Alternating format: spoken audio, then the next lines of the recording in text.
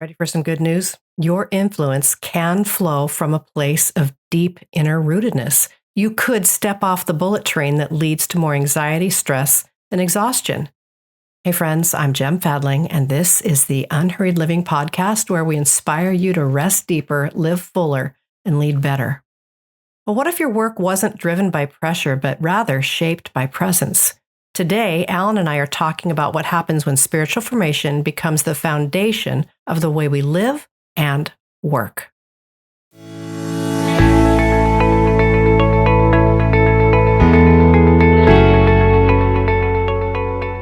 Today, we're exploring a question we've been living with for years. What happens when the way you do your work is deeply shaped by the condition of your soul? So often, we're trained to separate our inner life from our outer responsibilities. Formation is for the private moments and productivity is for the public ones. But we found that our influence becomes more life-giving when it's rooted in spiritual depth. That's the heart of why we've created PACE, our 21-month training experience. It's for people who want to bring more depth and connection into their work and more grace and peace into their influence. If you've ever wondered whether there's a more grounded way to show up in your life and work, we think you'll find some hope in our conversation. Well, Alan, here we are again. Nice to see you. It's nice to have these conversations for the podcast. I like this format. Yeah, it's fun. We thought every once in a while we would just pop in, the two of us, just chatting about the things that we think are important. Of course, we enjoy talking to other people. We love talking to experts and learning from them. But once in a while, we thought might be nice if you just heard from us. And so we're going to talk about, again, what is central to unhurried living. And one of the most central terms that we talk about is integration. We care very much that we're living one life, we're one person, we're in one body. And how does who we are shape what we do? And so we're going to talk about that again, because it's important to come back to that frequently, because it's easy to get distracted and doing off and serving and building and doing. But checking in with yourself, how am I being? How am I becoming? And how is that influencing what I'm doing? So that's our conversation today. And so basically, I'm going to ask Alan questions because that's the easy way to do this. And he's gonna, whatever, if this is question answer, I'm going to ask the questions. Alan's going to try to have a response, and then we might have a back and forth about it. But hopefully this will deepen your, just your buy-in on what integration might mean for you. So we talk a lot about leadership development and spiritual formation as one. And we've also mentioned before how they're often viewed as two different things. So maybe remind us, why do they get separated? And then what happens when they're separated and they're not integrated? Yeah, well, as you said, this is something you and I talk with each other about, let alone, talk publicly about when we're with leaders. But one of the practical realities of North American culture is we tend to be a specialist culture. And so there's a lot of potential good in being really good at a unique sort of niche. I'm a specialist, it's nice to have a plumber who really, really knows plumbing, And so in those kind of neighborhoods, that specialist impulse is a good thing.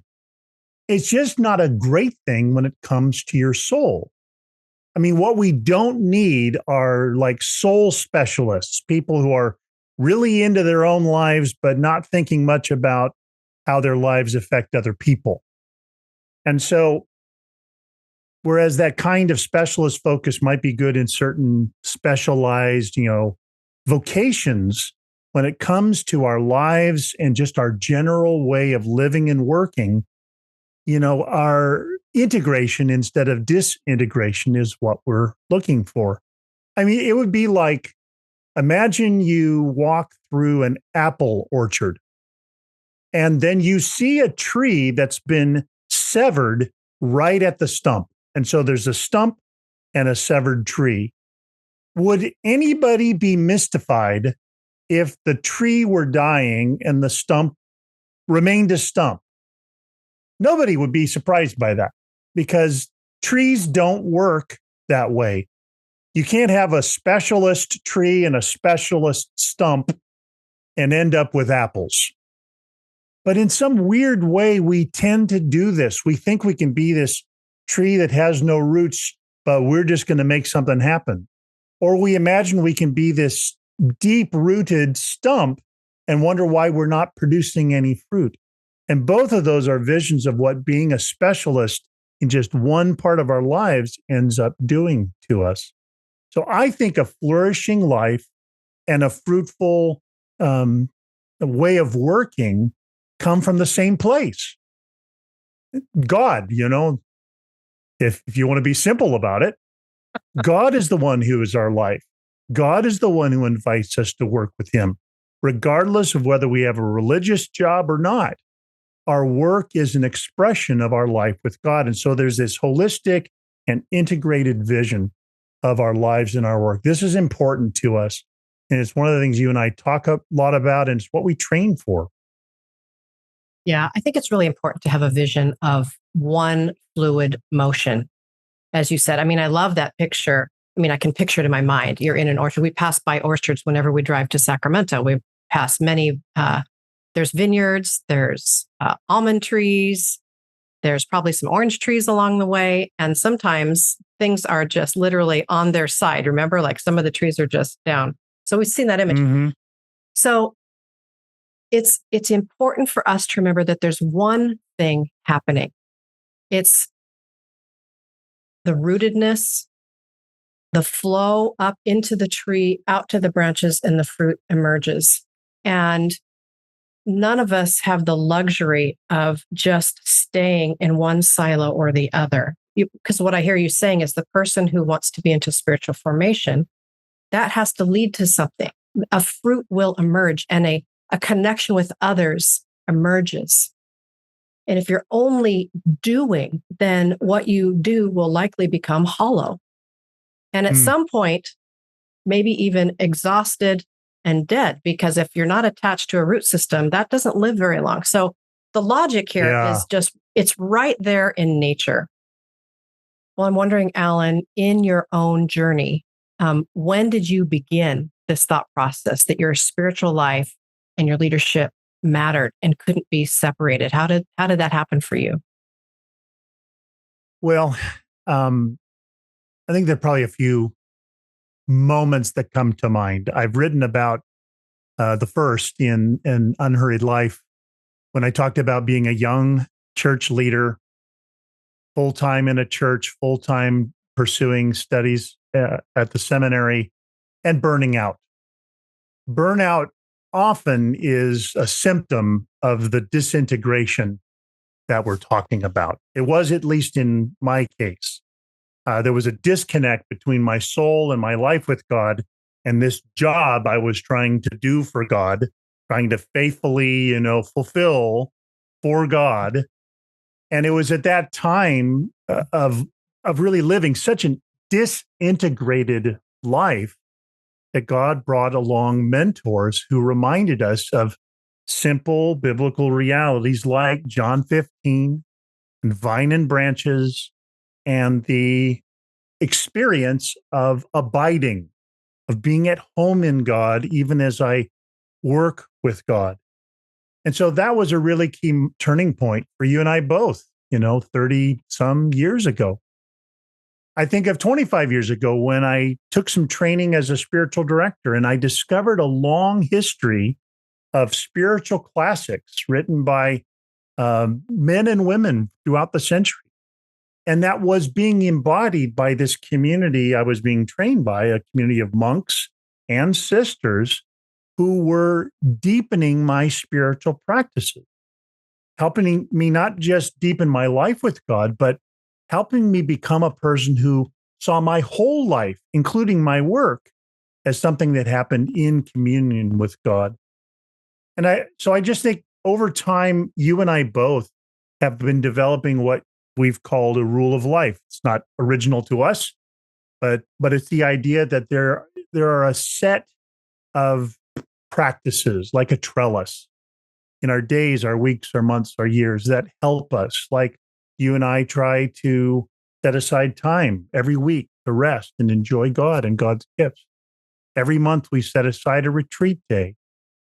As writers, we set aside a week each month to focus on writing work. For the last few years, we've set aside the month of July to step back and be with God. Now, all of those are not escapes from our work. In a sense, it's a chance to tend the soul of our work so that as we keep engaging in the work we do so from a place of rootedness, of fullness, and so that our work becomes an expression of overflow from God and not something that, I just sort of squeeze and crank out, trying the best I can to work against myself almost instead of work with God. And so I just think that's been really important. And I think that's what lies at the heart of this training process you and I have been developing in PACE. It is an integration of soul and leadership. Well, we know that many leaders feel the pressure to perform, as you even just shared in your own life early on. And that still rises up for me, actually. I still struggle with the need to perform, like I need to make something happen. We talk about our ego and our ambition all the time. But if that is coming at all costs, that's going to be a problem, right? So I'm wondering, how do you think spiritual formation or the lack thereof show up in the way we lead other people? Yeah, so I think you and I both can appreciate this feeling of pressure. Performance is about, do they think I'm getting something done? Or productivity. Sometimes that's about they, sometimes that's about me. Do I feel like I'm getting enough done? And again, I think what we keep saying, because of what we're just talking about, abiding, productivity is not the seek first in the kingdom of God. It's a result of the seek first. And it's that little sequence thing that I think a lot of leaders miss. They think productivity is a thing you mostly directly make happen. And they don't realize that, of course, yes, you're doing things, you're planning things, you're solving problems, you're helping people, you're selling a product, whatever the working is. But all of that is coming from somewhere. You are doing it. You are doing it. And how are you doing as you do it? And so this whole matter of spiritual formation or unprocessed formation is about, am I doing my work from a place of well-being or from a place of anxiety? Am I learning how to do good from the goodness of God that's with me, or am I trying to do good out of nowhere? I think one of the things that happens when we've got unprocessed spiritual formation, when there are things in us we're running from in our busyness, we end up unexpectedly working out all that unprocessed stuff in our work. It shows up. It bubbles up as a loss of temper.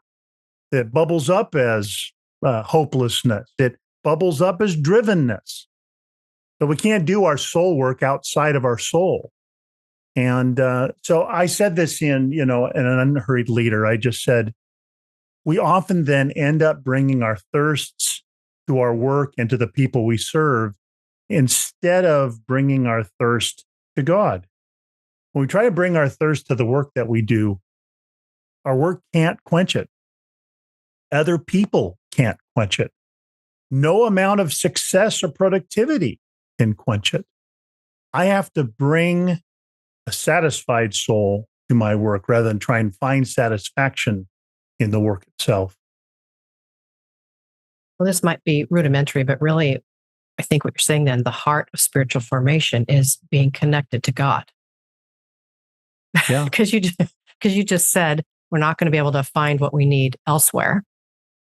And so really the heartbeat here is, again, it sounds so simplistic, but we talk to enough leaders to know that their own connection with God, their own soul care, spiritual formation, whatever you want to call it, usually takes a back seat to whatever screaming need is happening that day. And of course, that makes sense. We're serving people, we're helping people.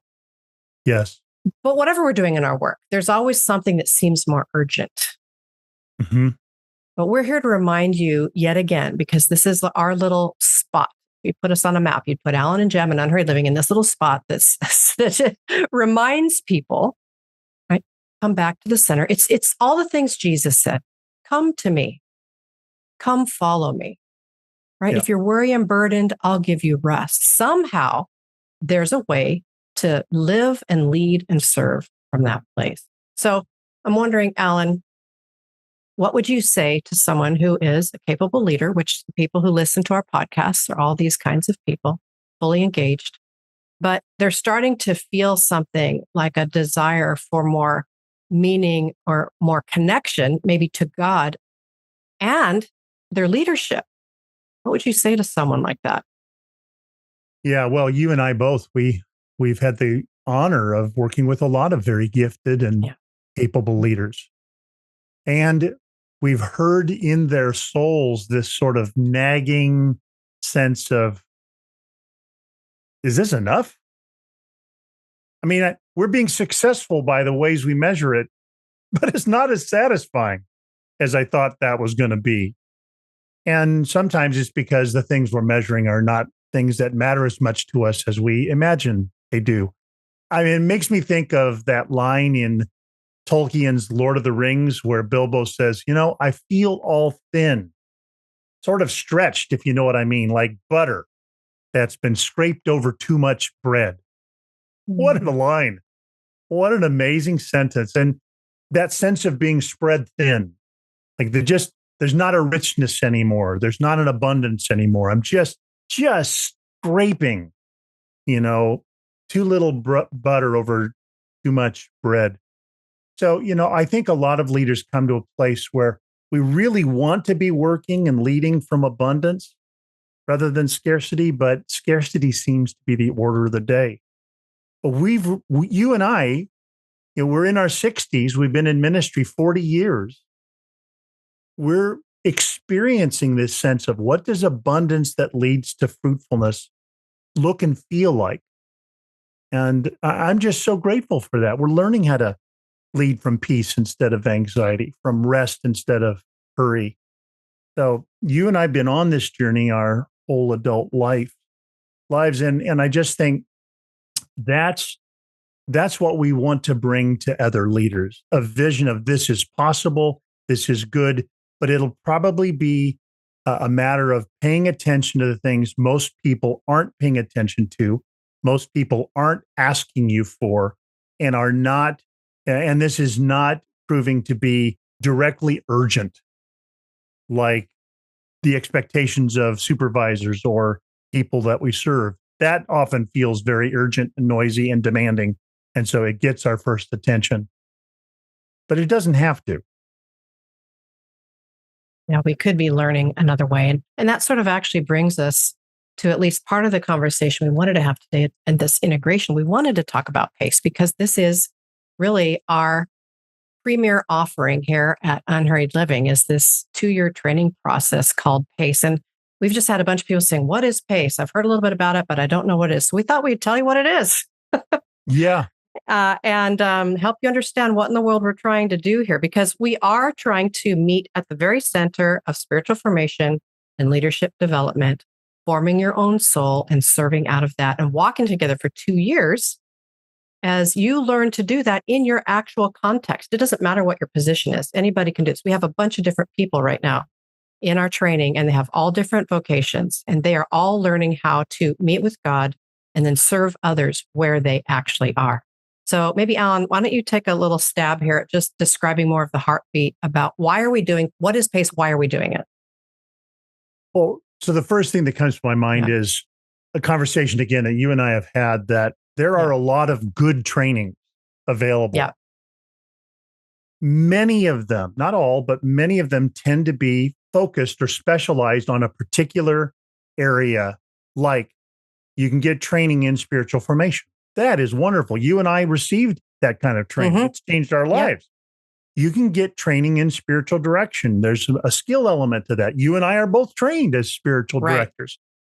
Yay. We love that.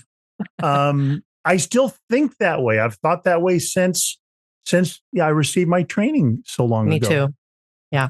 So what pace, and then on the leadership side, you can get training in all kinds of leadership skills.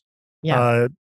So trainings tend to be focused in a particular piece of the pie, a particular Exactly. niche. What we're trying to do in PACE is how do you create a holistic training where you learn to live well and rooted in God, and you learn to do your work in communion with God? Like, what difference would it make if you had a rich sense God's right there with you in the middle of the challenges you're facing, the opportunities that lie before you, and the initiatives that you're taking? That instead of God being, distant in your week, he'll be there on Sunday, if you go to church. Instead of that, God's right there in the middle. Smart, intelligent, wise, loving, empowering, guiding. The work that you do, what PACE is meant to do is help men and women live in that integration, make those connections, enjoy a deepening life with God that expresses itself in the exact work of your life, job work, personal work, family work, whatever work it is. And what I love is that the fact that this is a retreat-based kind of training, our cohorts get a chance to step out of some of the normal patterns, the normal habits, the normal expectations, the normal pressures, and sort of slow down to assess where they're at, hear the voice of God speaking to their lives, speaking to the nature of their work. I mean, in a sense, this is what you and I have written about. We've written 6 books between us, and those books in many ways revolve around the theme at the heart, which is this integration theme. How do you live with God? How do you work with God? How does that become one thriving, flourishing reality? I love this process so much. We've done this kind of cohort thing for multiple years before we started Unhurried Living in another sphere. So because of COVID, everything got pushed off, but we're so happy now to be offering this within Unhurried Living. And this cohort that we're in right now is going to be ending later this year. But what a beautiful group of people, don't you think? Just It is so amazing. varied. It's fun because there's a 31-year-old youth pastor and all the way up through the ages. And we also have 75-year-old people who are, quote unquote, retired. Nobody retires anymore because they still have ways in which they're engaged, but all the Sure. ages in between, all different kinds of vocations. And so that's just the beauty of that process. But returning to this idea that we spoke about at the very beginning about who you are making a difference in what you do. Why do you think particularly today, now in our culture, why is this such a good thing to talk about, this integration piece now? Why is that good to talk about? Yeah, so it makes me think. I've been rereading a book I read some time back. Eugene Peterson wrote it, called The Jesus Way. Mm, And something that I read just captured something I think is unique about PACE. It's why we do what we do in PACE.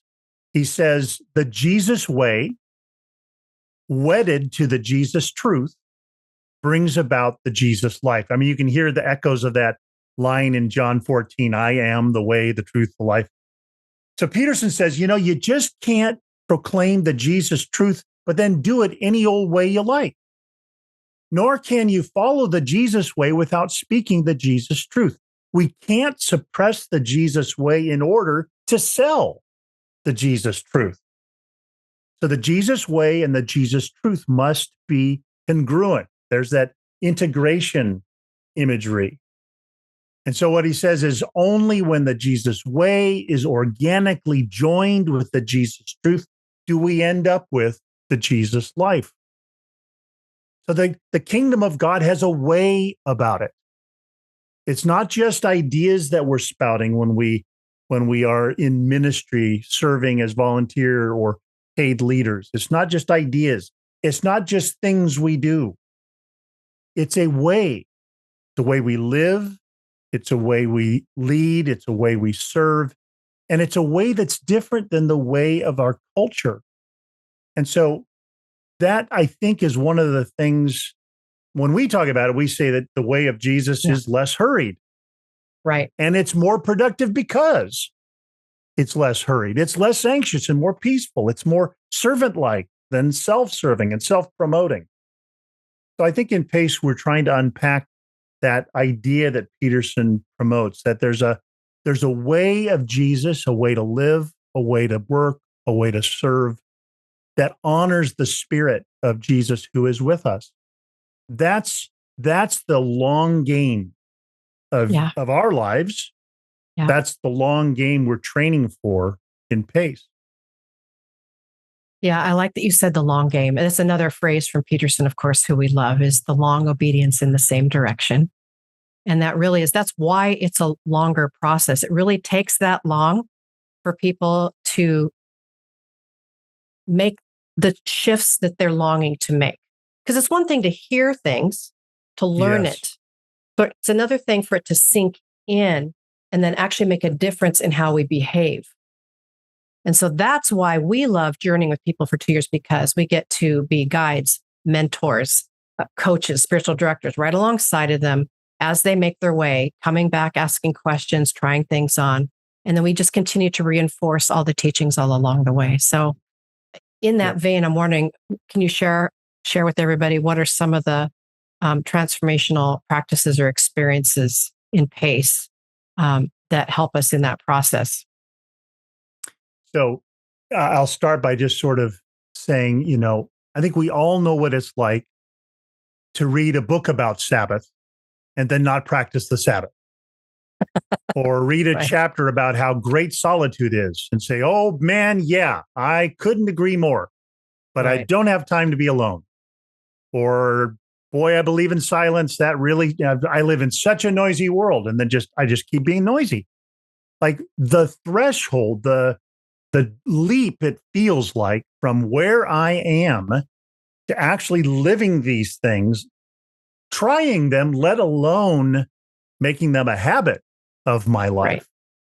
That's really what PACE is designed to do. I mean, we make space right in our retreats together, and we create intentions as we return home for practices, for example, like solitude or silence or reflection or contemplation or discernment.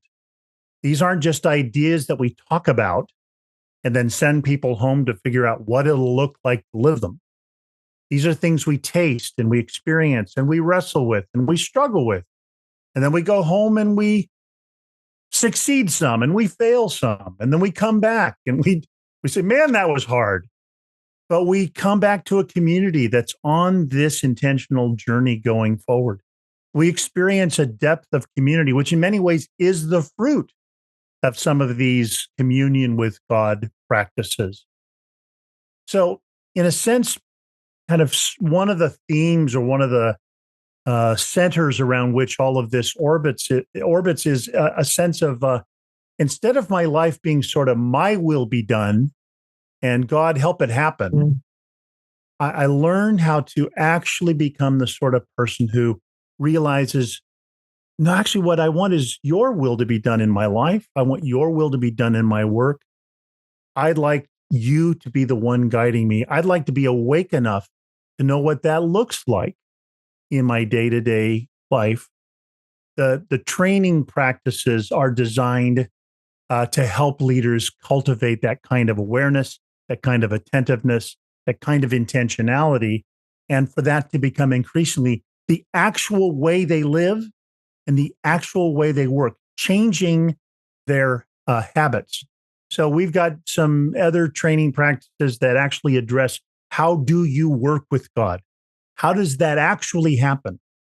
How do you discern what's on God's heart? How do you see God at work in your unique situation?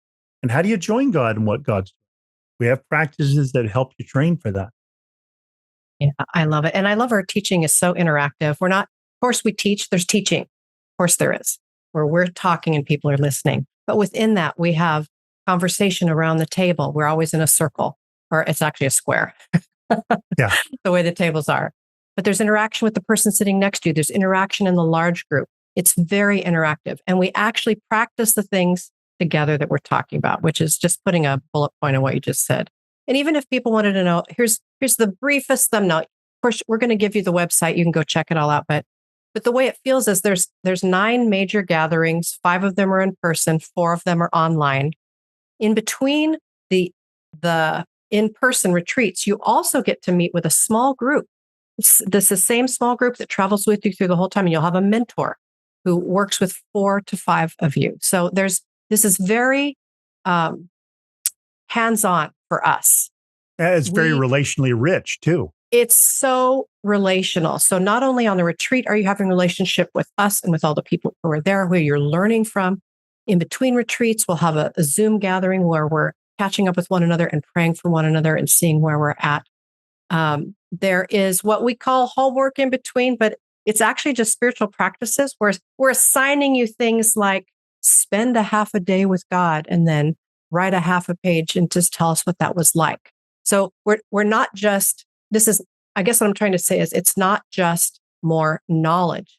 It's actual mentored practice. So after 2 years, you will have a new way of living because you will have been doing it the whole time with another group of people. So that's what I love about PACE. It's formational, it's relational, it's connected to God. Our final project, there is a final project where you get to try on a planning process that Alan developed, and it's in his book, An Unhurried Leader. And you get to plan an event in a way that keeps you connected to God and to the people. So it's not just you making a thing happen. So we're always trying to get you connected to God, connected to people, connected to yourself, so that you don't burn out while you're trying to make something happen. So that is just the briefest thumbnail of the big swath of what goes on there. There's more. But I'm wondering, Alan, after all these details I just dumped in, I'm wondering if someone's resonating with what we're saying right now, because we're talking to people right now who are signing up, who are saying, once they found out what this is, they realized it was exactly what they needed. They wanted someone not only to help them in their spiritual formation, but how do I do something with that? So if you're that person, this PACE is for you. So if someone's listening right now, Alan, what would you say to them if they're resonating? Well, so I'd start by saying, we were talking about how many leaders are tired. Yeah, for sure. You and I both are aware that there's sort of like record numbers of sabbaticals for at least leaders in churches and nonprofits, that we work with. And that's a good thing. We couldn't be more happy that that's becoming an opportunity that more leaders are taking advantage of. But many of them are sort of like what I would call emergency sabbaticals. Right. Like you've come to the end of yourself. What we're trying to train you for is the opportunity that a sabbatical could be something intentional and renewing and refreshing, that you weren't just, collapsing into a sabbatical, but that you were stepping with intention into something like that if that door opened for you. So again, for leaders who have a sense of weariness or longing, I just want to say, one, that you are aware of that is a gift of God's Spirit to you. It is not something to be ashamed of or embarrassed by. It's something Jesus is speaking to you. And exactly where you find yourself, Jesus is inviting you to himself. Specifically, PACE is a community of men and women who are just responding yet again to the continual invitation of Jesus when he says, right, come to me, follow me, be my student, learn how to live and work from places of deep rest, abide in me. PACE just happens to be the most intensive way we help leaders live and lead from a deep-rooted sense of friendship with God. Yeah, so good. Well, I think that about wraps up what we were going to say. Maybe I could give some details about PACE. What we're trying to do here is just invite you. We're inviting you to come. If you've had, you're sensing a need of not wanting to be alone, if you're tired and you don't know how to stop being tired, if you find yourself just being continually drained and you don't know how to stop being drained, if you want to get more tools in your toolbox when it comes to formation and leadership, whatever your need is, we'd love to talk to you. So if you want to know more, you can go to unhurriedliving.com/pace. And if you can't remember that, just go to unhurriedliving.com. It's right on the front page. There's a big old block that talks about pace. Just click that link and you can learn more. So we're hoping that many of you will want to lean in. This is our favorite way to be with people, is over the course of a journey where you are growing and changing and learning and trying on all of these new practices and finding a new way. Maybe what I could do is end with a story. There's a gentleman in our group right now. He came to us. He is a regional director over a group of about 70 or 80 churches in a denomination. Isn't that right on? Mm-hmm. And so when he came, he held up the first retreat. He held up his calendar. It was a paper, like one of those ones. It's on paper that you write on. Remember those old days? remember the day of paper and all that? He held up his calendar and he turned it around and he showed it to the whole room. And it was completely filled in every moment. And somewhere in that conversation, he was literally crying because he was so tired and he was so longing for a new way. Now, he did end up in the midst of the PACE training, he did end up giving himself a little mini sabbatical. And he's tried on his own rhythm of life that we taught at PACE. And over the course of 2 years, he has learned now how to do his actual job differently. Because what he would say is, my job hasn't changed, but I changed. And so now he still has the same responsibilities. He's still over the same 70 or 80 churches, but now he knows what to do with his calendar. He knows how to have boundaries. He knows how to step aside and come be with Jesus and find refreshment and come back and serve. So he has learned that. We know you can learn that. And that is what we love to do. So, well, and one of the sentences he said recently, which I just loved, to summarize maybe what the story you just shared is, I so admire him, but his way of saying it was, well, the job hasn't really changed much, but I've changed. Yeah. And that to me was just a testimony that captures our hopes for this training. You may find yourself in a challenging situation with a lot of opportunities that you may not even want that to change, or you may long for it to change.